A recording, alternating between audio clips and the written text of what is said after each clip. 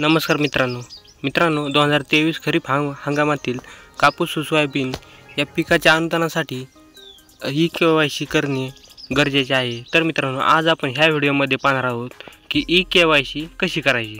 तर चला मित्रांनो, ती आपण ई-KYC कशी करायची ते आपण पाहूया।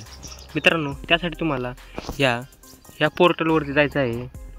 हे तुम्हाला इथं वरती वेबसाईट दिसत असेल, ह्या वेबसाईटवरती जायचं आहे। इथे तुम्हाला ह्या सेकंड नंबरच्या ऑप्शनवरती क्लिक करायचं आहे। त्यानंतर तुम्हाला असा इंटरफेस दिसेल मित्रांनो।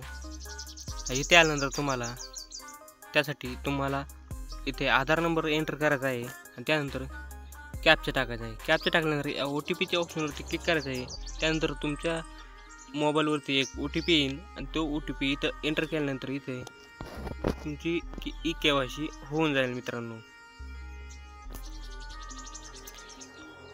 चला मित्रांनो, आजच्या व्हिडिओमध्ये इतकंच होतं। आजचा व्हिडिओ कसा वाटला हे कमेंट करून नक्की सांगा। अशाच माहितीपूर्ण व्हिडिओ पाहण्यासाठी आपल्या चॅनलला सबस्क्राईब नक्की करा। चला तर मग भेटूया पुढच्या व्हिडिओमध्ये। तोपर्यंत जय महाराष्ट्र।